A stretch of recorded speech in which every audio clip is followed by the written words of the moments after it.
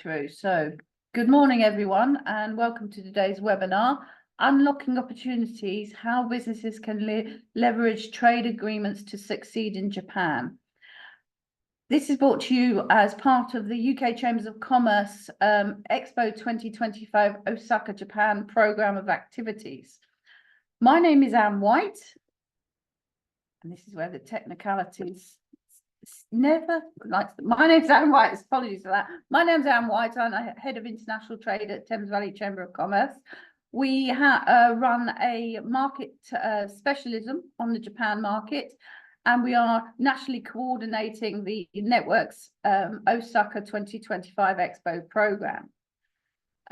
Before we hand over to the presenters today, I'm going to tell everyone that the presentation is being recorded.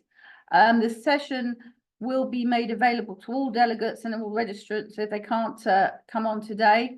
So I'd appreciate that will come out to you after the event, together with a copy of the presentation that you'll see today. If you have any questions, then please do put them in the Q&A box or the chat. I know some people like to use the chat box. They will be picked up, and we'll cover some of the questions in the Q&A question section later. And I'd also like to thank everyone that's already submitted some questions on the topic. We'll endeavour to cover as many as possible, but obviously time allowing it, we may not be able to, but we will come back to you with answers after that if your question is not covered. So today's webinar is in partnership with the Free Trade Utilisation Unit at the Department for Business and Trade. The webinar will offer an insight on how the UK-Japan Comprehensive Economic Partnership Agreement can open the world of opportunities to UK businesses with one of the world's largest and most sophisticated economies, Japan. The webinar will also explore the comprehensive and progressive agreement for the Trans-Pacific Partnership, which comes into force in December, I think. My colleagues at DBT will correct me if I'm wrong. Which will also enhance even more the opportunities that are available through the free trade agreements we have in place with Japan. So without further ado, I will pass you over to my colleagues. I'm going to introduce them first of all. The first one is Ibitan Bibarasima, and she is the Deputy Strategy Activation Lead at the UK FTA Utilisation Unit. And then her colleague, Valerina Vigilante, who's the Strategy Activation Lead. So I'm loving the titles, by the way. They're very good. So thank you. So without further ado, I'm going to hand over to Ibitan. Thank you. Hi, good morning. Hi, everyone. Thanks for joining the webinar. I'm Ibitan. I work in the Free Trade Agreement Utilization team in DBT, just as Anne has mentioned. Myself and my colleague are going to speak to you about Japan and the opportunities you have and you can have through the free trade agreements. So next slide, please.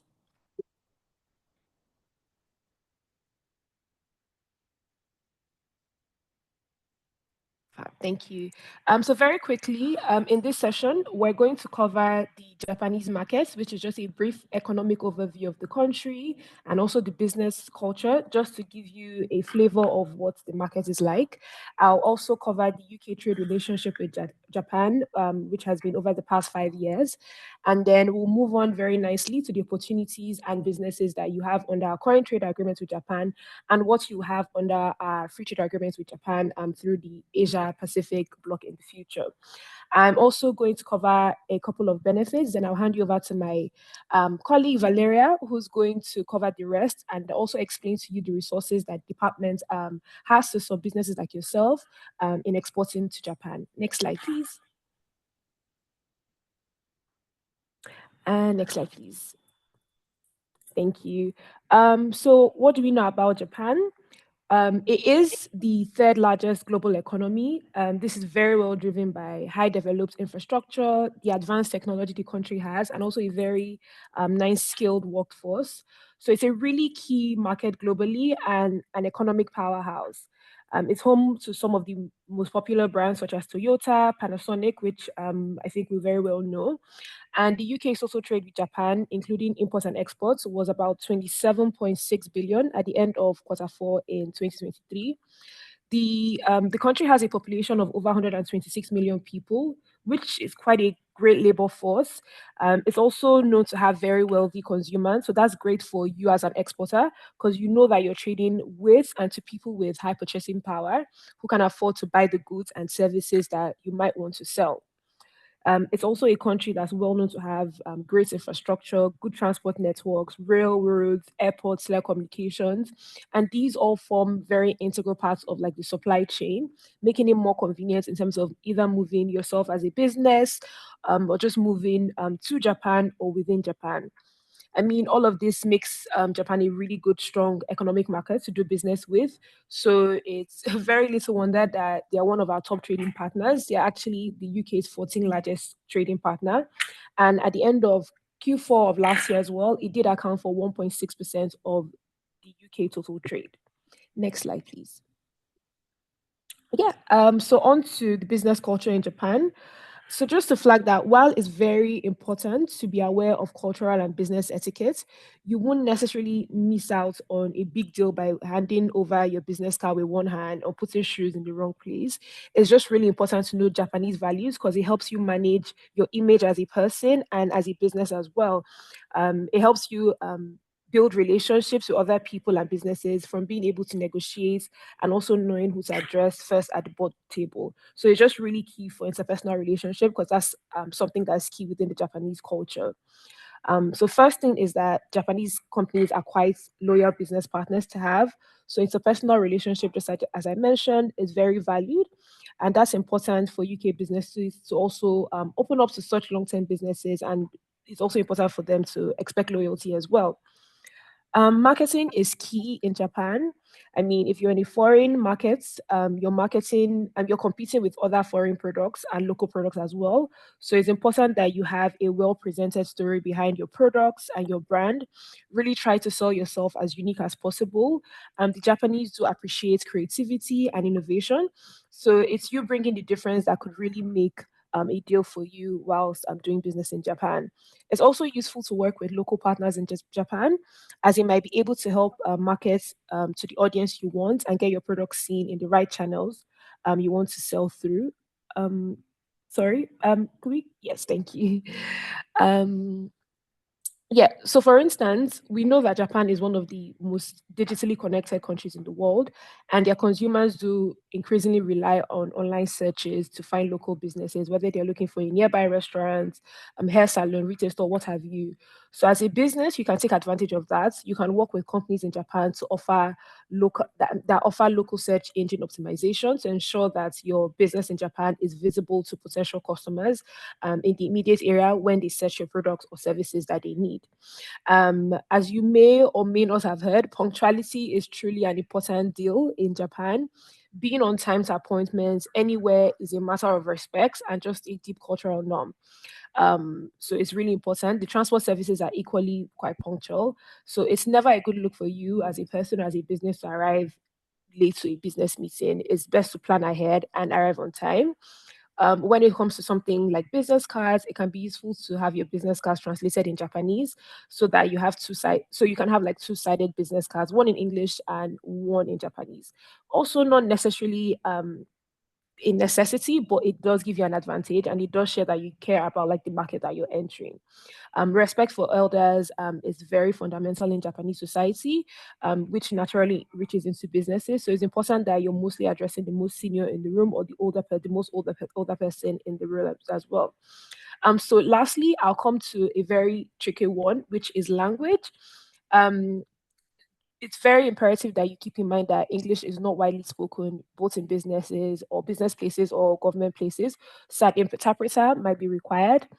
That being said, we do appreciate that the fact that businesses aiming to enter into Japanese markets or to expand may find the differences in social and business customs a bit different and a bit challenging. So DPT has a number of resources to support your journey, and my colleague is going to speak about our resources in a moment. Next slide, please. Thank you. So I'm going to talk about our UK trade relationship, but before we get into that, I think it's important and only makes sense for me to explain what trade agreements are and why we consider them so important. Put very simply, a free trade agreement is, as the name sounds, a trade agreement which is negotiated between two or more countries, which just sets out the rules and regulations that cover their trade and goods between the countries that agreed to it. So, by virtue of a trade agreement, the UK is then able to negotiate with other countries to reduce restrictions on imports or exports, which then makes it and translates into like easier and cheaper for businesses to do to engage with other businesses overseas. So, for instance, businesses can then have access to lower or remove tariffs on goods. It also expands the availability of investment opportunities for UK individuals and businesses. So this sort of favorable rules only apply with countries that we have agreements with. At the moment, the UK has over 70 trade agreements. We're currently in the process of negotiating a few more, such as with India, Switzerland, and so on. So in conclusion, can we move over to the next slide, please? Thank you. And in terms of our trade relationship and how we got to our current agreements with Japan, I'll just give you a brief overview of the timeline thus far. So, first, in 2019, the EU Japan agreement came into force and offered us the opportunity to trade with Japanese markets. But then in 2020, the UK did leave the EU, thus losing some of the access we had with the EU, through the EU Japan agreements. And fortunately, we were quick enough that in 2021, Japan and the UK negotiated and signed an agreement that's just between the two countries, whilst maintaining the benefits of the EU Japan agreement with additional benefits for the UK. It's worth noting that this step was quite important in the UK joining the Comprehensive and Progressive Agreement, Trans-Pacific Partnership Agreement, another free trade agreement between 11 countries. I will speak more about that in a moment. However, the agreement cannot be currently traded under until entry into force, which we expect to happen in December this year. So by 2023, we signed the agreement with CPTPP, and 2024 December, we do expect it to enter into force. So in summary, the UK-Japan CEPA agreement is currently the only free trade agreement that UK businesses can trade under until CPTPP comes into force. Next slide, please. Yeah. So the UK-Japan free trade agreement is called the Comprehensive Economic Partnership Agreement. Interesting fact that it was actually the first enhanced trade deal that the UK signed after leaving the EU to become an independent trading nation. What this agreement does is that it locks in the benefits of the EU-Japan deal and goes even further in a number of areas, such as improving provisions that make travel to Japan easier, strengthening provisions on digital trade so that UK businesses, especially the technology sector, is well protected. For instance, includes a ban on data localization, which we'll cover in a moment. And yeah, can I move to the next slide, please? And now to CPTPP, which stands for Comprehensive and Progressive Agreements for Trans-Pacific Partnership, which is quite a long acronym, but we can call it CPTPP. It's a free trade agreement as well, which has been signed between 11 countries. Australia, Brunei, Canada, Chile, Japan, Malaysia, Mexico, New Zealand, Peru, Singapore, Vietnam, and now the UK has joined the agreement. We signed the agreement last year, July, in New Zealand, and we've also complemented our parliamentary processes, allowing it to enter into force by the end of the year. So joining the trading bloc for a variety of reasons, one of which is that it gives us access to large global markets such as the Indo-Pacific region. It helps support the UK diversify like critical supply chains and increases economic resilience by deepening our trade links across the Asia-Pacific. So this means that the UK gets an early leg into economies with fast-growing middle classes like Malaysia and Vietnam. And with other formal applicants like Taiwan, Ecuador, Costa Rica, it's looking like it's very promising to already be a member and have access to those additional markets if they do join the trade agreement. It's also a positive because CPTPP countries have a combined GDP of 12 trillion pounds, and the UK is now a member. So it's a great deal for the UK economy and has the potential to deliver like billions of pounds each year once the impact has walked through the economy. So by virtue of CPTPP, we'll be able to bring in new and fresh opportunities for British businesses, equally supporting jobs across the UK. So next slide, please. Yeah, so very quickly, what's going to happen next is that after now that six countries have ratified the CPTPP, it will enter into force, and it's already received royal assent as of March 2024. Next slide, please. So these are some of the countries that have ratified CPTPP. So Japan, Singapore, Chile, New Zealand, Vietnam, and Peru. And we do expect entry into force to happen by 15th of December this year with those countries. Next slide, please. So given that we now have, or we would have come December, we would have two separate agreements. I'm sure you might be wondering how that would work in practice. The good news is that CPTPP would interact quite well with the UK-Japan CEPA and other bilateral agreements we have with any of the other CPTPP countries. One simply doesn't replace the other. They can work side by side. Most of the benefits in the agreement do apply to businesses automatically. For instance, the travel provisions, the ability for you to get visas to enter into Japan applies quite automatically. For those which now do not apply automatically, businesses are at liberty to choose which agreements to trade under when necessary. So, for instance, you can compare tariff reductions available under each agreement and the corresponding administrative processes and choose whichever you want as a business. However, as a department, we're not at liberty to advise you on which agreements to use, but we would be providing business facing guidance to be able to enable you make an informed decision on which agreement to opt to use. Next slide, please. And next slide.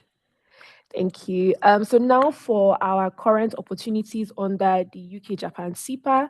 So I'm mostly going to be focusing on our current opportunities, which are under CEPA, but we also have future opportunities coming under CPTPP, as I mentioned, in December this year.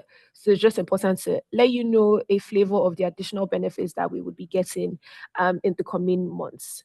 So, as you may or may not know, when you buy and sell goods overseas, you pay what is called tariffs. Now, there's the most favored nation tariff rate, which is applied to countries in the World Trade Organization, and it's the highest tariff rate, which is why free trade agreements are really great because we get to negotiate lower tariff rates for our businesses in the UK. So, having a trade agreement with Japan means that we can get zero or reduce tariffs, thereby making it easier for you to trade abroad. It also means that you have the choice to source your parts, materials, and ingredients from not just the UK, but also Japan. This helps reduce market access barriers. It also encourages an increase in exports, which consequently is great for the economy. So a win for businesses and the country in general. Under the agreement, under the UK-Japan CEPA, many goods have tariffs that were reduced as entry into force, which was in 2021, while others have reduced over time and will continue to reduce over time. For instance, the MFN rate, which is the WTO tariff rate for beef, is at 38.5%, which is quite high. But under CEPA, it will gradually reduce over the years until it gets to 9% by 2033. Products like strawberries have like 6% tariff rate under the MFN rate, that's WTO rate, but it's currently at 0% since the agreement entered into force, meaning you don't have to pay tariffs when you export them. There's also items like men's clothes, suits, which went from 10.9% to 0%. On the other side, when imported from Japan, there are tariffs that have equally been eliminated, such as diesel engines, silk fabric, and cotton shirts. Now, for the opportunities businesses will have under CPTPP, there's tariff rate quotas, which businesses will have access to. This means a fixed quantity of a business product can be imported as a reduced or zero tariff rate within the quota. So that's and that's an opportunity that CPTPP will bring forth once it enters into force. Next slide, please. Okay, it's worth noting that lower tariffs are not automatically applied. The importer or the exporter must prove that their goods have met the rules of origin to qualify for the lower tariff, and that evidence is usually presented to customs at the Japanese borders or vice versa. So when we speak of rules of origin, what we're talking about is the origin of the good. This refers to where it's been grown, where it's been produced, or where it's been manufactured, not necessarily the country where it's been shipped or brought from. Rules of origin are used to determine where the goods originate from to help ensure customs authorities apply import controls correctly and ensure that qualified products actually do benefit from lower tariff rates. So to qualify for lower tariff rate under CEPA, products must comply with the agreement's rules of origin for that specific product. This will mean that your products will need to be either wholly obtained or sufficiently processed in the UK, Japan, or both countries, or even the EU. So if you look at the last bullet point on the slide, you see we mentioned EU accumulation. Now, what this means that the trade deal allows EU materials to count towards the rules of origin. So, for instance, if you're a business, let's say involved in the manufacture of cereal, and not only are you able to get, let's say, wheat from Japan as an ingredient, you're also able to get sugar from like Germany or France, and you would still count as UK originating. So in a way, it's the best of both worlds, as it's protecting existing flows of supply chains that we have with the EU, with an added opportunity of Japan, giving your business like greater flexibility on where you can source your ingredients, where you can source your materials, or where you can source your parts. Now, there are online tools on the gov.uk website, which you can use to check tariffs and paperwork requirements. In terms of future opportunities under CPTPP, can we move to the next slide, please? Yeah, in terms of future opportunities under CPTPP, generally speaking, different free trade agreements have different sets of rules when applying rules of origin. However, under CPTPP, you will be able to use the same rules of origin for exporting to all CPTPP member countries when trading. Simply put, if you meet one set of rules of origin in one country, then you can have access to all CPTPP markets. So if you meet the rules of origin for Japan, then you'll be able to also meet the rules of origin for like Singapore, Malaysia, Vietnam, and the likes. So just very similar to EU accumulation, there's CPTPP accumulation. Likewise, it means that there will be a wide range of options on where businesses can source their product from. So you have access to materials from Japan, Peru, Chile. This could also further support UK's efforts to diversify critical supply chains and increase our economic resilience by deepening our links across the Asia Pacific. Just to flag that at the moment, the 6 countries we have are the 6 countries that will be able to trade under with CPTPP, pending the time that the other countries under CPTPP do ratify and join the next 6 countries. So for now, or by December 2024, we would have those 6 countries to trade with under CPTPP. Next slide, please.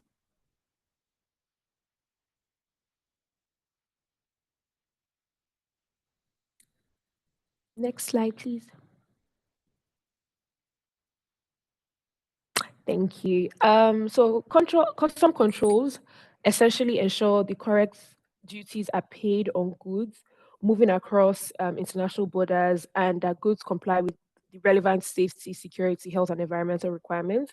So products imported into Japan need to be declared and must receive import permits after an examination of the imports. Several steps required for declaring the importation of products have become simplified under the CEPA agreement. The agreements we have with Japan then helps to ensure that businesses know what to expect at customs and there are no unpleasant surprises, as Japan has committed to ensure that procedures are predictable, they're consistent, and they're transparent. So, for instance, as a business, you are able to submit the required information electronically before your goods actually arrive in Japan. So it really saves a lot of time and cost. To that effect, Japan's custom authority has created like web pages to share information about imports and export requirements digitally. providing you have the relevant information instantly. Custom paperwork that needs to be completed before arrival in Japan can also be submitted online. This will allow faster processing of products and arrival on arrival overseas. It would also enable goods to be released temporarily without temporary transfer to warehouse, making it easier for you to actually export and do business in Japan. So in all, we can agree that this is particularly useful for businesses, especially small and medium-sized enterprises, as it saves both time and costs. Next slide, please. So CPTPP provides a similar additional benefit of advanced ruling. This is simply when a business can ask customs to give a ruling on tariff classification of a good, the origin of a product, or the value of the good.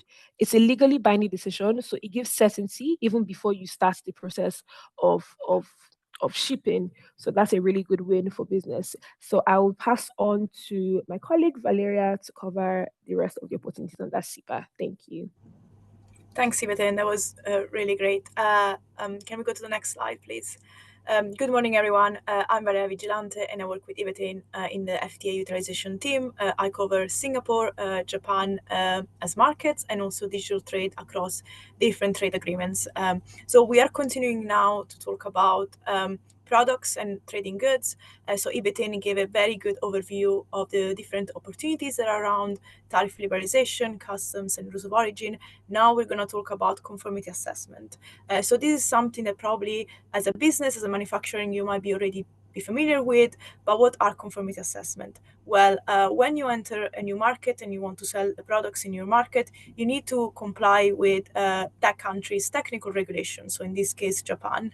What conformity assessment do is basically proving that you have met those requirements and usually are applied to a product. So like if that product has specific kind of regulations on how it has to be made or specific characteristics, or it can be applied to a process through which a product needs to be made, or also management system or body of persons.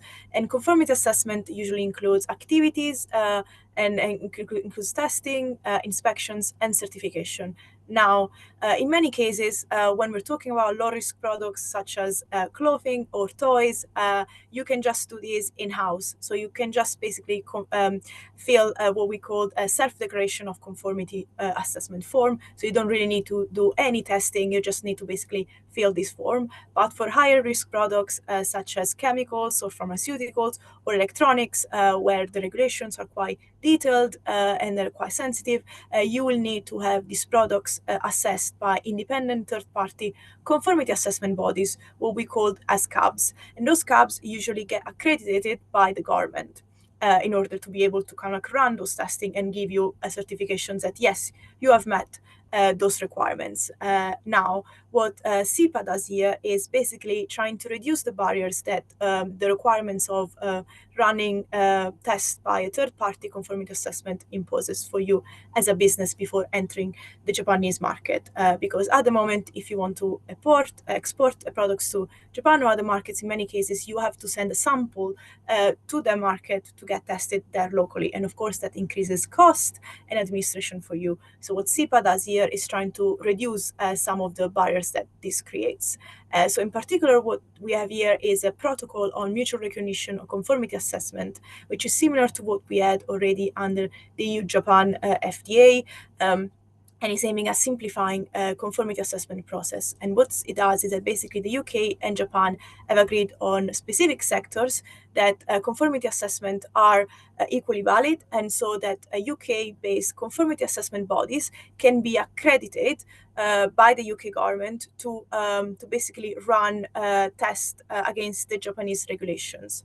What it means in practice is that you as a business can go to a UK accredited CAB and get your products tested in the UK against Japanese regulations instead of sending those products into Japan and being tested there locally.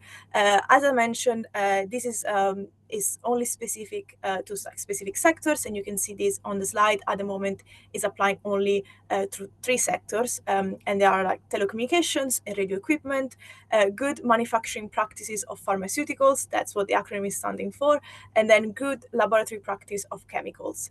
If you're looking for a UK appointed CAB, you can look on the gov.uk database. There is a link there on the slide. Once you have the slide, you're going to be able just to link to that and look for what conformity assessment bodies in the UK have those accreditation to test against the Japanese regulations. So this is the current situation. Can we go to the next slide, please?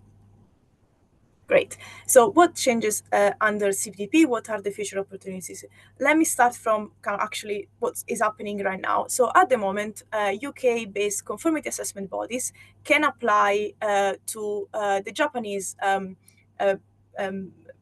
government and Japanese bodies to be accredited to run tests against Japanese regulations, but Japanese accreditation bodies might discriminate on just the basis that these UK CABs are based in the UK and they don't have a legal presence in Japan. With CPTPP, there is a commitment for Japan and the UK and the other countries to treat the UK CABs no less favorably than the domestic, which basically makes it easier, makes it fairer for UK CABs to apply and go through the process to be appointed and to be able to run against test against Japanese regulations and to become accredited. This is basically similar to what I just said in the previous slide. It basically means that UK CABs can run those tests and it gives you the opportunity to go to these UK-based CABs and get your products tested against Japanese regulations in the UK rather than sending those products to Japan to be tested before they can be sold into the market. What's convenient here is this is not sector specific, so this cannot be applied to all sectors. So basically a UK CAB can just apply to run tested across all different sectors, get accredited, and they can then run tests for you. So this is quite convenient when it will be actually fully implemented. Of course, there might be some lean time between CPTPP entering in force and then UK CABs applying to be accredited, but you can see how that can create future opportunities and create future savings in the medium and long term. Can we go to the next slide? Thank you. So we have now covered trading goods, and we're now going to move to services. Now, with services, it's slightly less straightforward when it comes to the opportunity the FTAs do, and such as CEPA. So I'm going to try to do my best to be as clear as possible and talk in very intangible terms. What CEPA does here for service suppliers, it's around protecting the existing status quo. So already UK service suppliers enter the Japanese market and they can do business and so on and so forth. What CEPA does is that basically the UK and Japan have agreed kind of like a legal framework under which service suppliers can continue providing the services in Japan, and vice versa, Japanese service suppliers can continue provide services in the UK, and it just gives an additional guarantee for UK businesses when they're operating in Japan, and just gives an extra level of certainty, which is quite good when you're a business and you're trying to plan ahead and you're trying to expand and trying to understand which market you want to enter. Actually, having that certainty can be quite convenient. So when it comes to services, it's mostly around market access. So CEPA here basically sets out the conditions for which UK service suppliers can enter and prosper and continue to operate in the Japanese market. And that's around 3 main principles. One is around fairness and level playing field.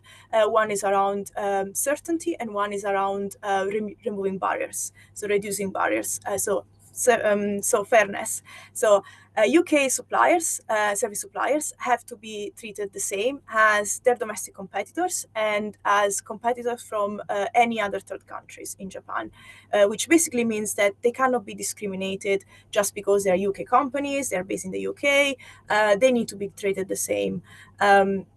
Similarly, if Japan provides any extra favorable treatment to any third countries, that treatment needs to be then given to also UK services suppliers. I talked about fairness. I talked about transparency. This is about basically mostly around licensing and qualification requirements. So when you're entering a market such as Japan as a service supplier, you're likely going to still be required to obtain a license and qualifications. That's normal. That's part of domestic regulations. Something happens in the UK as well. CEPA doesn't remove the obligation for that, but what CEPA does here is basically ensuring that there is a a solid legal framework under which this process has to happen. So the process has to be clear, made public, and application should be and the applications through which as a business you have to go through should be dealt with objectivity and impartiality. And again, this from a business perspective is quite important because it gives you the certainty of what the process you have to go through. It allows you to plan ahead and reduce the cost and be have more certainty around what timelines you're expecting, what the process, what the steps are. So that's at the point around transparency. And then the last point I mentioned was around removing barriers. So basically make it easier for you to enter in Japan, but also to prosper in Japan. So there are no limitations on the number of service suppliers that can be in the Japanese market from UK, which is actually quite good because, if you're in a sector that's already quite well expanded in Japan and you just want to enter the Japanese market, you're not going to face the fear that you might be limited because there are already quite a few UK companies operating there. You can just go enter the market. You also don't face no limitations on the total value of transactions or the total value of transactions, which basically means that if you are a service supplier which deals with high-end transactions, high-end operations, you can enter Japan, you can do your business. You're not going to face a quota or a threshold to which you can charge. And then also the total number, there is no limitation to the number of operations or outputs, which again, if you're already in Japan and you want to expand, you can basically expand without facing necessary barriers. Similarly, there is no restrictions or requirements for a specific type of legal entity or joint ventures through which you can supply a service. And then the last point is around people and is around basically an encouragement for professional bodies both in the UK and Japan to mutually recognize, to basically recommend to Japan and UK government mutual recognition of professional qualifications, which is quite important when you are dealing and providing services in another market, especially in those which require high technical specialism. Can we go to the next slide? Sorry, yes, thanks. And then, so that's what's happening here. So what's our future guarantees? As Ivitan mentioned, the CEPA and CPTPP will be enforced at the same time and will work alongside. So in CPTPP, there are very similar guarantees already in CEPA, but there are a couple of things that actually are building on CEPA alongside the same the same strands that I just mentioned. So for instance, there are no limitations on the number of employees that you can have in a particular sector, a particular business, which again is quite helpful if you want to expand. If you're doing very well in Japan and you just want to continue to expand your operation, you can continue to do so. And if you provide a service cross-border, you don't have a requirement to establish or maintain an office in Japan or to be a resident in Japan in order to deliver cross-border supply of a service. Can we go to the next slide, please? Thank you. And then, so services, a key part of services are people. The people who go there and negotiate the sale of a service or goods, but also the people who then deliver the service, come to Japan and go and deliver the service. And here where temporary entry comes on the scene. Temporary entry is around the movement of business persons that can come in other countries, in this case in Japan, for the purpose of doing business, deliver service, negotiate the sale of a service, or for investment purposes, without the intent of establishing a permanent residency. So temporary entry, as the word suggests, only covers temporary. And of course, that's quite convenient from a business perspective. You can move your people around, you can get the best people that you want there on the ground, and then, of course, increases growth, innovation, and collaboration.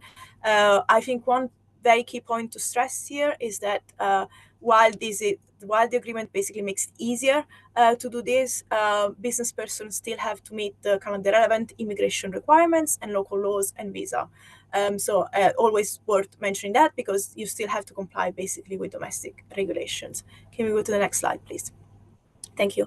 I'm not going to go to all the details, but this is basically to give you an overview of what Japan's commitment towards the UK are in this space. So these are basically business person categories for UK business persons. So when it comes to temporary entry, countries have a very detailed descriptions of the different type of categories, what kind of characteristics make business persons falling in each category, and for how long they can stay into that country. So here's an example, for instance, intercorporate transferees. If you're a UK service supplier and you want to and you have a branch, a subsidiary in Japan, and you want to send your own one of your employee, you can do so and they can stay in Japan for up to 5 years.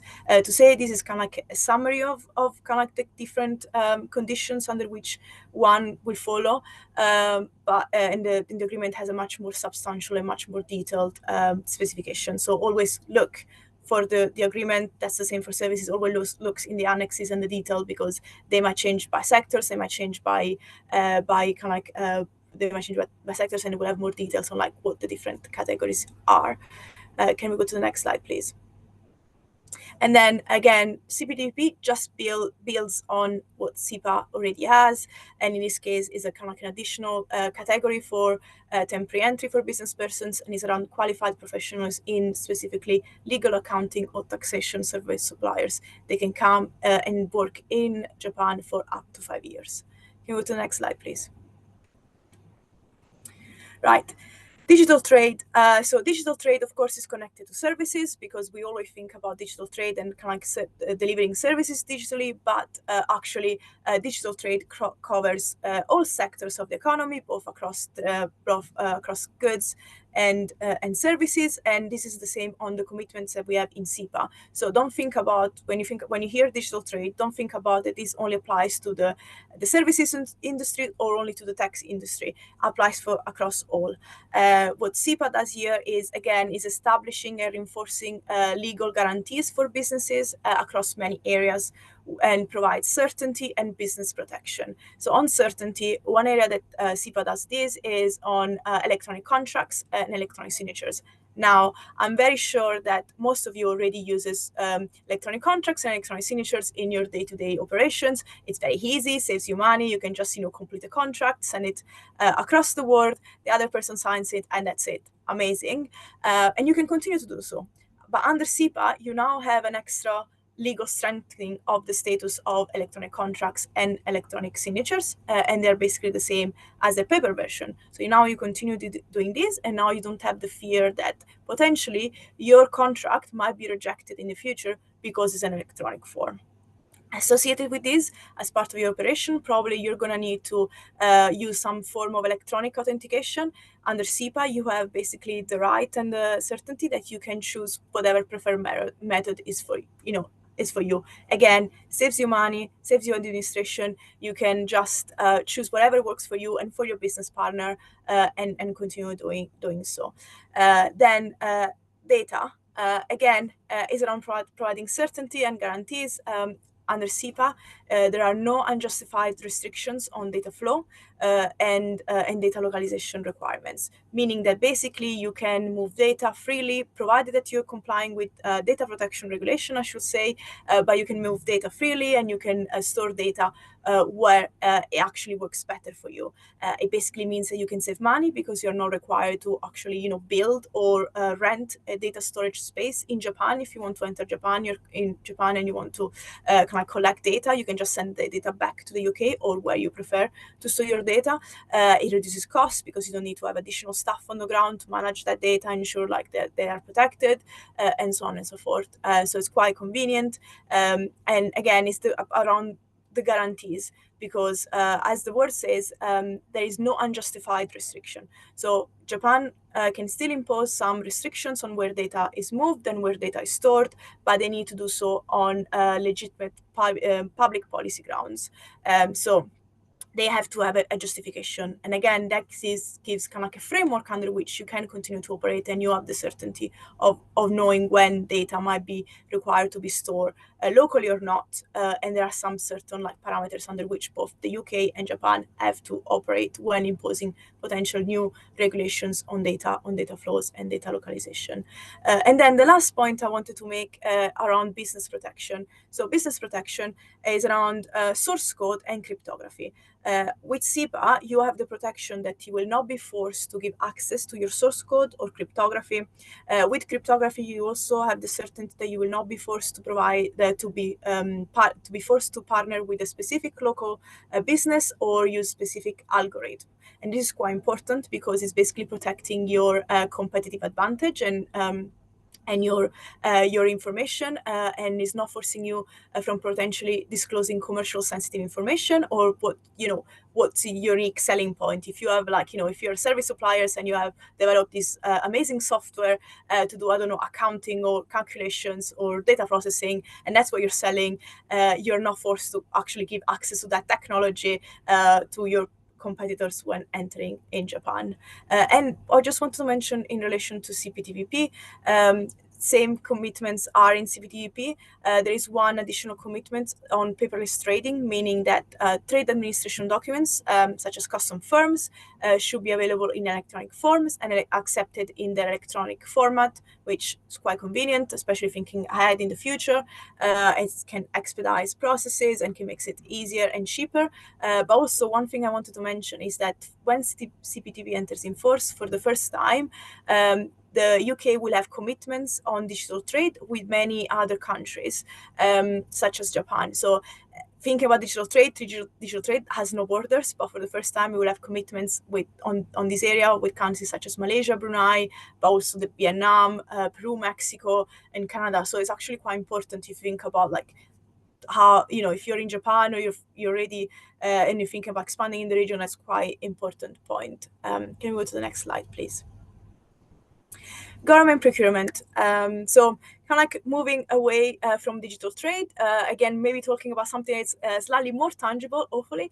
But government procurement is around basically anything and everything that a government or public bodies buy, and is not sector specific. Under CEPA, we have commitments on how government procurement should be carried out. So that gives you a kind of extra certainty how the process should be run. But also UK and Japan have made commitments on specific sectors and specific entities that will follow under those principles. So if you want all the details, you should check the annexes where that is quite detailed and it's quite clear. But just to mention some kind of like overarching principles.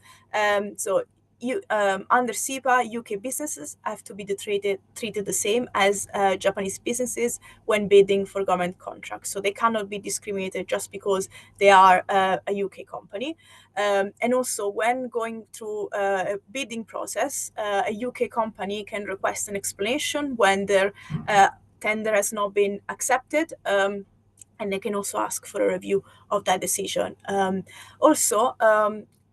As a procuring entity, of course, a procuring entity can ask specific requirements for companies that are bidding for a contract. That's quite normal. It's a good practice. But what CEPA does here is basically ensuring that procuring entity cannot require to have prior experience in Japan or being awarded a contract in Japan before as one of those conditions for participating in a contract, which from a UK business perspective is quite good, because it basically means that even if you've never been awarded a contract, you still have a shot and you can still compete on the same terms as others, and you can try to enter the market.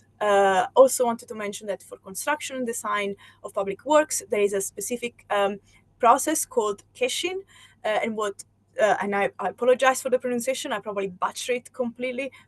So sorry, but basically what CEPA does here is setting a specific process for technical standards and basically gives certainty for businesses and ensuring non-discriminations for UK businesses. You can find all opportunities published online on the JETRO website. Again, once you have the slides, you can click on the link. And also the Japanese Ministry of Foreign Affairs has published kind of like a good overview on how accessing the government procurement market. Again, there is the link in the slide. Can we go to the next slide, please? This is just to show, this is just to give you an example of what type of procuring entities are under CEPA for Japan.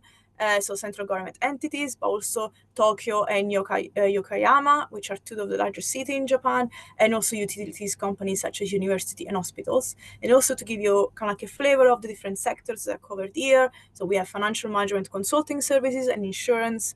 And what CPTP does here, it actually opens up new sectors opportunities, and there are 3 additional sectors that will be available for UK companies when CPTP enters in force. Can we go to the next slide, please? Now, investment. I'm conscious of time, so I'm going to try to talk through this quite quickly.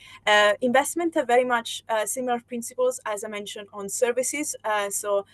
Again, removing barriers for UK investors. So facing no limitations on the number of enterprises, value of transactions, outputs, operation, so on and so forth. Commitment to non-discrimination, so UK investors have to be treated the same as Japanese competitors and competitors from other countries. No requirement to appoint individuals of any particular nationalities for executives or board of directors, and no conditions on performance requirements, including export threshold or domestic content and transfer of technologies to domestic industry. And I think probably the main important bits for investors is that there is a kind of like a commitment on the free movement of capitals and returns, which is quite important when you're investing in a country, and that helps opening the market and also providing certainty for businesses. With CPTPP, we have a kind of like some additional new protection for UK investors when it enters in force around protection from loss if there is harmed conflict or civil unrest, but also prevents it basically helps, has protections against nationalizations of a private asset unless it's done for legitimate purposes. And also there is an investor state dispute settlement available for UK businesses as an avenue for legal recourse. Can we go to the next slide, please? Right, so we're done. We're done talking about the opportunities. We can talk about resources available. I will just say one thing here. Great.uk. You have all the different links and all the different resources available on there, but you have plenty of resources there, including guides on how to export, but also market-specific guides on Japan. You also have a possibility to get in touch if you need extra support. There is also the UK Export Academy, which provides loads of good training sessions online on a very wide range of opportunities and sectors. And also, if you have experiencing any issues when trading and entering into a market, there is also an option for you to report this barrier, and we then on the back we can have a look at the issues and see how that can be solved. Can we go to the next slide, please?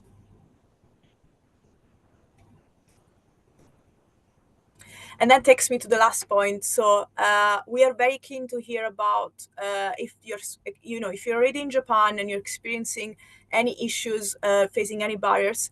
Very keen to hear about this and any feedback. We have a dedicated inbox, which is japan.fta@business and trade.gov.uk, and we're very keen because FTAs are live agreements, not just as a you from a business perspective, but very much as a government officials, not just in the promotion, but also in trying to understand how the FTAs are actually working in practice. So getting any feedback on what's working, what's not working, where we might need to go beyond is quite useful. So please you can send us an email to our email inbox. There is also, as I mentioned before, there is a tool on Great.uk where you can report barriers as well to us. Can we go to the next slide, please? Right. This is just I wanted to present a short case study of a company called Sun Leisure, which is based in Leeds, and they are one of the 2 producers in the world of a jukebox. And Japan is one of the main markets. So they sell over 40 machines every year, and they're an SME. And what's quite important is that they have been able to benefit from CEPA. So for instance, I mentioned electronic contracts and signatures. They've been able to complete transactions in in all peace of mind, because they can just use those provisions, can benefit from that. But also they've benefited from EU accumulations that Ibetin mentioned before, because they have inputs from all across the EU and other countries, and they still are able to benefit from the preferential tariff treatment. So when they're exporting those jukebox to Japan, they have reduced tariffs, and also thanks to temporary entry, they're able to send their own personnel in Japan to negotiate sales of goods. So yes, just wanted to give you kind of like a case study, very quick, but just to show you in practice. After we've been talking to length about the opportunities the FTAs offer and how you can leverage them, actually there are companies already taking advantage of this. So I'm gonna hand back to you with 3 minutes to spare. That's fine. Thank you for that. I mean, you've done well. There's a lot going on with the UK trade agreements with Japan, and I think it gives a comprehensive overview of all the various, whether it be goods, whether it be services, digital, whether you're an SME. I mean, am I right in saying that the Japanese trade agreement is one of the most comprehensive in the world and advanced, I think? Yes, as the word suggested, is quite comprehensive, and we have got even more comprehensive one with CPTPP.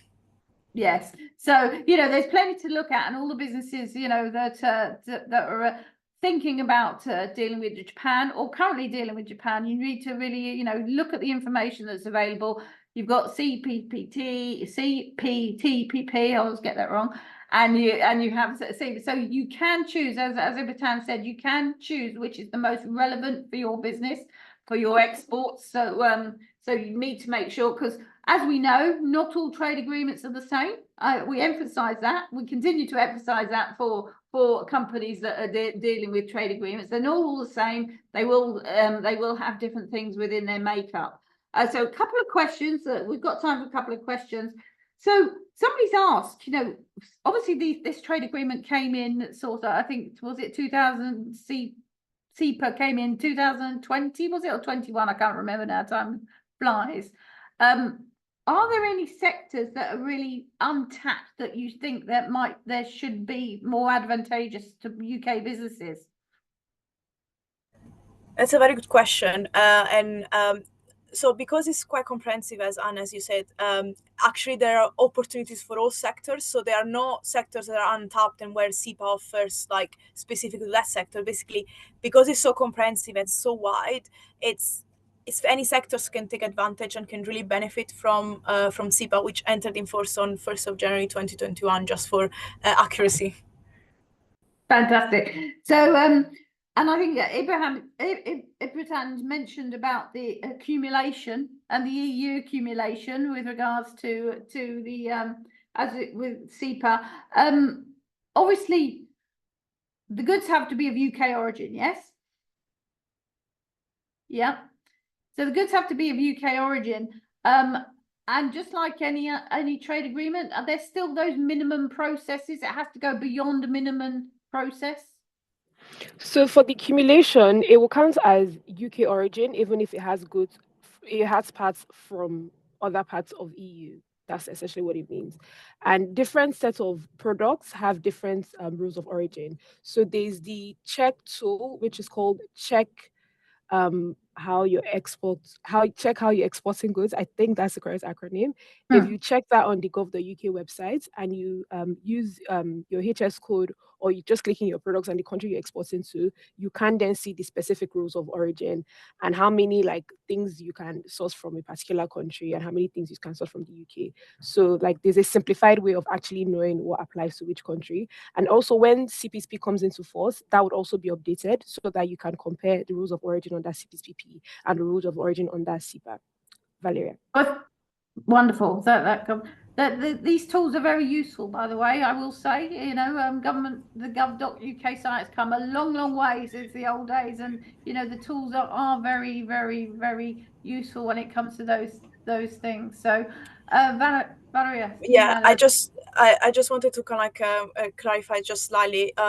Of course, you should try to get as much UK inputs and like EU inputs, and they will count towards UK originating. But you can still source inputs from other parts of the world, and your goods might still count as of UK origin. And that's why rules of origin are quite important, because basically for each product there will be different set of like percentages and different processes under which then you can see whether your products will be will go through sufficient transformation to be kind of considered of UK origin. Of course, if you're talking about like meat and something like that, it's quite straightforward. If the cow is in the UK, that's of UK origin. But think about something as complex as a car.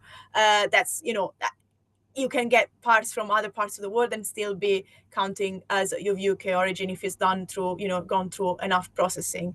And that's where, you really need to go through the rules of origin for each product to see how that works. Wonderful. With the CPTPP, we've obviously it's been ratified by six countries, which you've mentioned. Peru, I think, was the last one, which was fairly recently. So when, and I'm going to talk about, goods coming in from you said obviously goods coming in, accumulation applies. Would that only apply to those six countries until other countries have ratified them? Then it just applies to those six countries. Am I correct or not? Yes, you're correct. And also to kind of clarify that after the 15th of October, basically, if any other countries ratifies after that, then the clock will start with them after 60 days, the agreement will enter in force with them. So let's say, for instance, Australia ratifies on the 1st of November, then it will be after 60 days, then CPTP will enter in force with Australia. So there's still like that 60 days window between ratification and kind of like and the entry into force. If any other countries ratifies before the 15th of October, they will be included in kind of like the 15th of December window. I hope that's clear. Yes, that's right. That's great. Thank you. And obviously, I think these things are very comprehensive. They're very complicated, but there's plenty of people, as you said, you've got all those guides that are available online. You've got yourselves, the help desk. You want to know any problems that companies are having. So just like any other trade agreement with Japan, they still, if they have goods that are being exported, they still have to keep evidence of how they feel their exporters feel how their goods are qualifying. They must still have to keep evidence, and they would make invoice declarations. Is that right on their invoice declarations to claim origin, preferential origin? I think so, but if you can send me the question on offline, I can pick it up with my colleagues who are the rules of origin experts. Yeah, I think it is an invoice declaration, but it is slightly different to a lot of the invoice declarations. So companies that are looking to that must, as you said, as both of you have said, they must look at that trade agreement, and it's very important with every trade agreement that they do. Companies do look at those and use the tools to define what origin rule might be appropriate for your products. So I'm conscious of time, so I'm just going to wrap up. So we do have other questions which I'll forward to the experts on this, and we can get a response to you. I'm just going to cover a couple of other things. So thank you today for our two presenters from Utilisation Unit. Very comprehensive overview of two massive trade agreements. So well done for that. You managed to fit them in the time available. I just wanted to highlight, if someone's just looking about general trade with Japan, we have another webinar coming up in a couple of weeks on general trading with Japan with our sister chamber, the British Chamber of Commerce in Japan. So that's just another one. You can register through your local chamber or obviously through our website. And if anyone else, if you're interested in more information about the Chamber's Expo program, Osaka Expo program, where to find out more, you can contact me. I'm the national coordinator, or even better, contact your local Chamber of Commerce, because they're all participating, and we encourage you to do so. With regards to the trade agreements and the everything that goes on that, obviously, Our colleagues at DBT can give you the information, point you in the direction, explain. The Chambers of Commerce, obviously, we are experts in preferential trade, origin, etc. So don't forget, if you're members of the Chamber, or if you're not members, contact your Chamber of Commerce, because they'll be able to help you as well. So once again, I'd like to thank everyone for attending. I'd like to thank our two speakers for DBT, very comprehensive and very well timed, I will say, so very good. And thank you all for attending. As I said, we will get the recording and the presentation out to you in the next couple of days. So thank you very much and have a good day. Take care. Bye-bye.